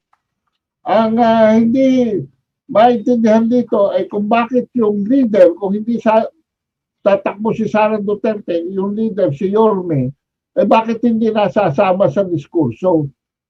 So, kasi ang chismis naman din ay inaalok din nila si Manny Pacquiao na sumama sa kanila. So, alam po ninyo, marami tayong mga senaryong makikita ganito. Maaga pa masyado. In fact, sa Oktubre, sakala pa lang po, pag-file ng mga certificates of candidacy, malalaman na natin. Dahil ako ay hindi talagang naniniwala na si Ping Lacson will run for president. Dahil ang record po nito is always he runs for the funds of it. Ha? Para lang po doon sa pera. Ilang beses na po tumakbong presidente yan. 4 na yata. Nag-withdraw yan always sa last minute. Pag natanggap na niya yung kanyang honorarium. Eh malaki ho yan. Ha? Dami milyon yan. Sabi ni Rain Cloud, no to trapos, no to recycled senators, no to returning senators. Huwag na po silang iboto. From Morocco, konnichiwa. Good morning, sir, madam, watching from Taiwan. And before we go to Ana, tingnan natin kung may bagong messages dito. Let me see. Okay. Alfred Ang, Chinese people value social stability, economic stability, opportunities and prosperity, meritocracy, educational opportunities, territorial integrity, historical pride, and most of all, collective responsibility as opposed to individuality. Mahaba pang message pero I think yun ang importante. Collective responsibility. Sama-sama tayong lahat. Yun ang ibig sabihin. From Dante Sumaong, matagal ko nang di binoboto yung isoto. Sagad sa boto ang pagkabalimbing ng taong ito. Sikat kasi kaya nananalo. Okay. So let's go to Kaana. About Okay. yeah, go ahead. Okay, ito lang masasabi ko dyan, no? Yung sinasabing split. Oh, well, ganito lang yan. They don't really understand the psyche of the so-called DDS. You know? They don't. Because there's no such thing as split the vote, especially when you talk about the solid Duterte supporters. Kasi ganito lang yun kasimple. Kung asan ang Duterte, nandun lahat yun. Solid yan. Kahit hindi yan questionable. So walang may split dyan. No? Kaya nagkatawa lang ako sa kanila na they're saying that they will split the vote by the Soto Lacson will split the vote. In the very first place, the DDS, yung mga talagang solid Duterte who will campaign for the Dutertes really and for the national which so many people are even attributing that I'm one, which for me, yeah, probably, but you know, I have also other considerations. But I am a supporter of Duterte. That's to be clear. Baka sabihin nila, ako. Hindi ako malinaw sa linya ko. What I'm saying is, walang may split. Kasi, malinaw yan sa lahat ng mga Duterte supporter. No, yun ang psyche Duterte, kung asan si Duterte, andun yan lahat. Okay? And they will campaign for nandun si Duterte, regardless kung sino ang kalaban ni Duterte. Ganun ang psyche ng DDS. So there's no such thing as a split. Siguro, ang lang dyan, ang critical lang dyan, is yung swing votes nga.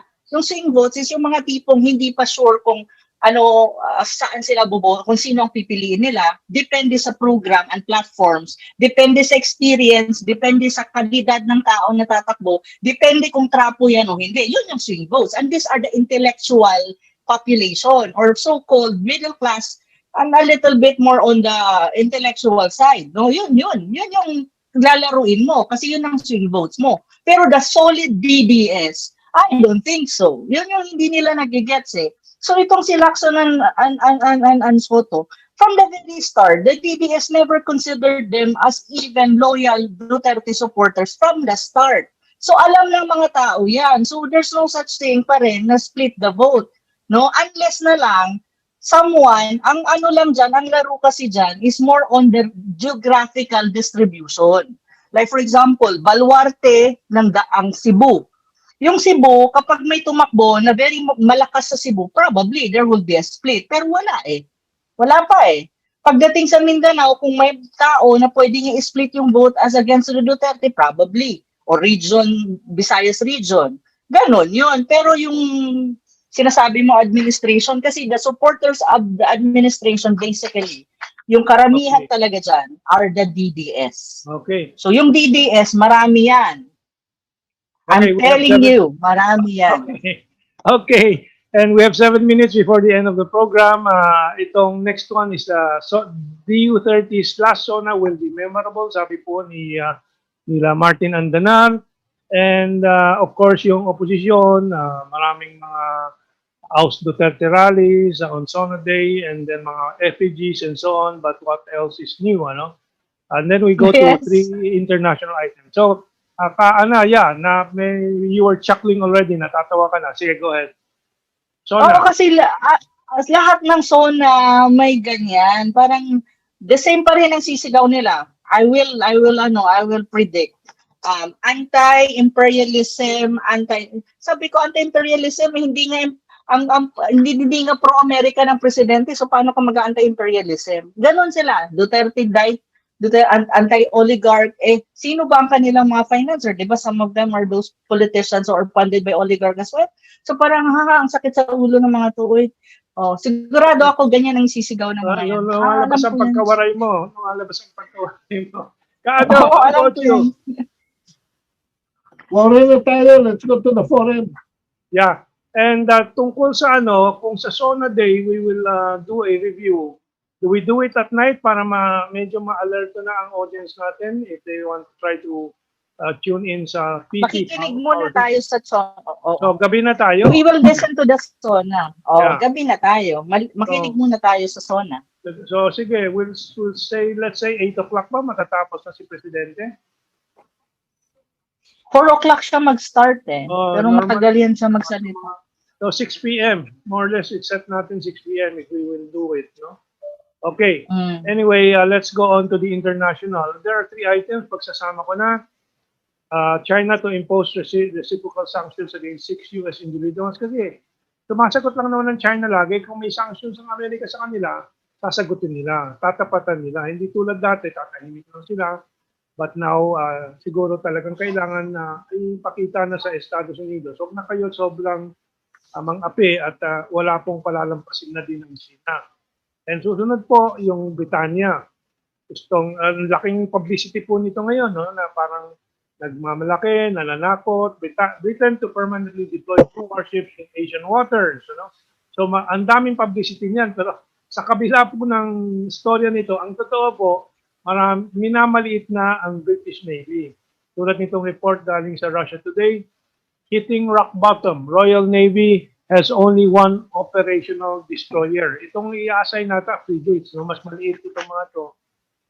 And we have more information on this in our next broadcast. We'll bring them up about the deterioration of the British Navy. And then finally, sa kabila ng mga matatapang ng mga salita ng US State Department, si Anthony Blinken, itong kanilang undersecretary, what's his full name?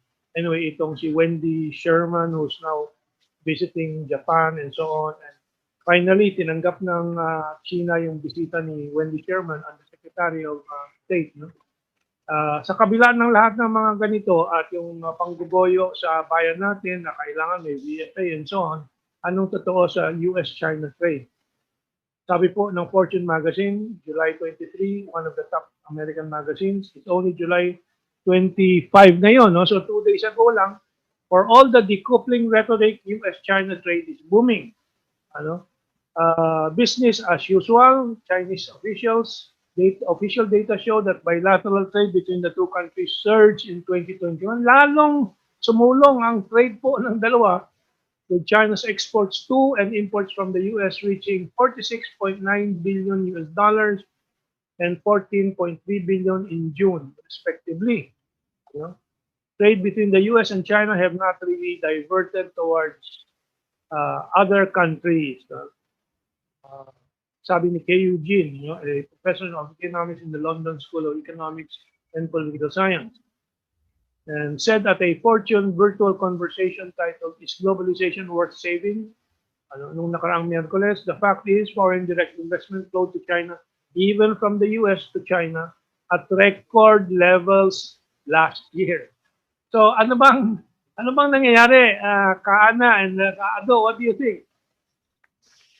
Ako sa akin, ang iko-komentuhan ko po since we have limited time is yung yung news po na may kinalaman sa British Navy. Dalawa, no? na permanent na daw sila station sa sa Indo-Pacific. So, syempre, dadaan din sila ng South China Sea, sa region natin. Ang tanong, ano bang gagawin nila doon? Diba? Anong gagawin nila doon? They justify it for what you call freedom of navigation. Do you think the Indians would be happy about that? And the rest of Asian nations? Kasi ang freedom of navigation, pwede kang dumaan. Pero hindi ko lang alam kung pwede kang permanenteng dumadaan or naka-standby ka doon. Yun yung questionable doon. Pero I don't think this gunboat diplomacy of the Western powers will be accepted or will be embraced by Asian countries because there are implications to that. So I don't think this will, ang naiinis lang ako, ang UK, they still think that this is like what, 16th century, that they are still a superpower, but they are not anymore. Their navy is very weak actually. Hindi ba nila alam yun? 1 minute kay Kado. This is a symbolic pagkatuta na baliktad na yung British na ang tuta ng Amerikano ngayon, dati silang tuta but this is a symbolic, they're testing na sa kanilang Indo-Pacific theory na yan, but katawa-tawa lang ang mangyayari dyan dahil full blast na ang Belt and Road Initiative. In fact, doon sa aking article, if I may go back to the Malolos Constitution. We have no more time. That could provide for expansion of our reach to South Pacific Ocean as an extension of the BRI. Okay. Well, last 3 seconds, paalam ko lang sa lahat in behalf of Kaana and Kaado. We'll see you again Monday night. We'll see everybody again in our evaluation of the State of the Nation address of President Duterte. Maraming salamat po and back to you, RP1. We know